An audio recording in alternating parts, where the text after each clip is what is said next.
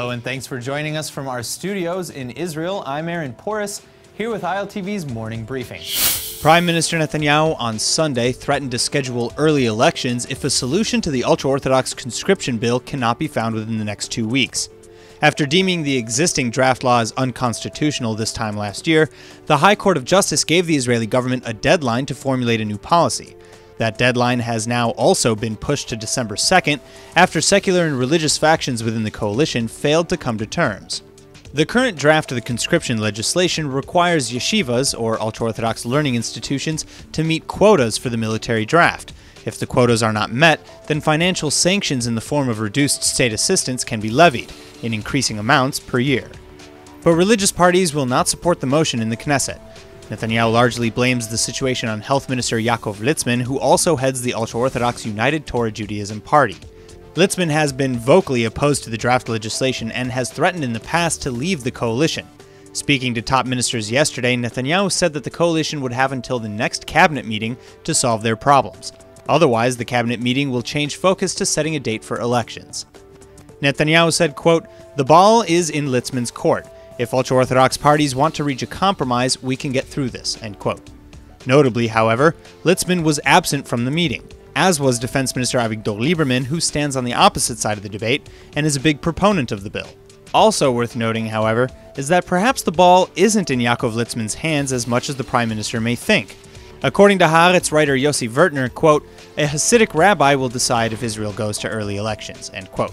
Vertner explains that Litzman doesn't do anything unless his rabbi, the head of the Ger Hasidic sect, approves, a rabbi that Vertner says is in dubious touch with reality. In other news from the cabinet meeting yesterday, Prime Minister Netanyahu stated clearly that Israel has not and will not engage in a ceasefire with Hamas in Gaza until all violence and hostilities end. The Prime Minister explained, quote, "We are in the midst of a campaign against terror in Gaza. It entails an exchange of blows. It will not end in one strike. Our demand is clear, a complete ceasefire. We will not suffice with less than this. As of now, we have destroyed hundreds of Hamas military targets, and in each round the IDF exacts an additional heavy price. I will not reveal here our operational plans. They are ready. Our objective is to restore the quiet to residents of the south and the area adjacent to the Gaza Strip. This goal will be achieved in full," end quote. Now, the Prime Minister may not want to go into details, but some plans can be surmised from the recent reshuffling within the Israel Defense Forces. Aside from testing new military weapons, new organization of forces and defense capabilities were also simulated in recent exercises. In order to meet the demand of an urban guerrilla battlefield, the IDF is experimenting with unifying various units under one command. Infantry, tanks, combat engineers, etc., all from completely different units were put together to create a more seamless response to threats. Until now, the different units cooperated, but with much more autonomy. As for defense, the IDF revealed that they were testing, among other things, the Magen Gidon, or Gideon's Shield laser missile defense system. It uses high-powered lasers to down mortars, drones, and potentially more.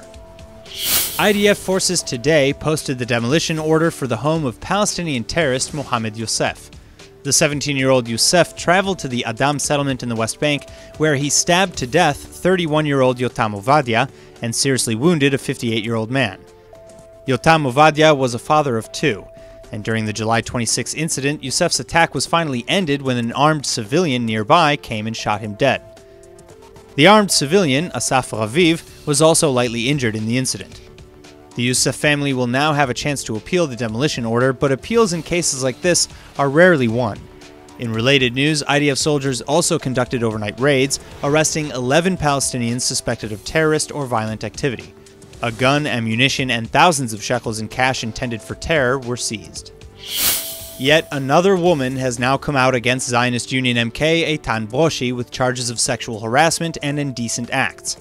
Though the allegations are past the statute of limitations, fellow Zionist Union Knesset member Sheli Yachimovich shared the story on her Facebook page, taking it upon herself to post exactly how she felt about her colleague and the culture that allows his alleged behaviors. Yachimovich describes the story of a woman, M, who was in the IDF under the command of then battalion commander Broshi. She said she was sexually harassed on a regular basis, that everyone knew about it, and that at one point it even escalated to M waking up to Broshi in her bed with his tongue in her mouth. Yachimovich then goes on to describe what happened when M ran across Broshi in the street. M, quote, was already a self-confident woman, married, a mother, a professional, and a donor, but she was paralyzed, almost fainted, and came home shaking, agitated, shocked, and nauseated. Now to the unbearable question, why did she only remember now? Well, M didn't remember. She never forgot. The rifle doesn't remember. The target never forgets." End quote. The post is accompanied by a picture of Broshi captioned with that same idiom. And further in the post, Yachimovich describes that she did her homework and has verified the details not revealed about M in her post to protect M's identity. Now, Broshi was already in trouble after first apologizing publicly for grabbing the buttocks of his fellow Knesset member Ayelet Nachmias Verbin. Then further allegations of Broshi trapping and attempting to assault a co-worker in an elevator were made on Israel's Channel 10. Zionist Union Party head Avi Gabay suspended Broshi following these incidents, and Broshi has already filed a libel lawsuit against Gabay for 300,000 shekels in compensation, 3 times the legal maximum awarded in libel cases. Well, this isn't likely to go away so easily. Yachimovich also wrote that at least 3 other women have come to her with allegations against Broshi just today.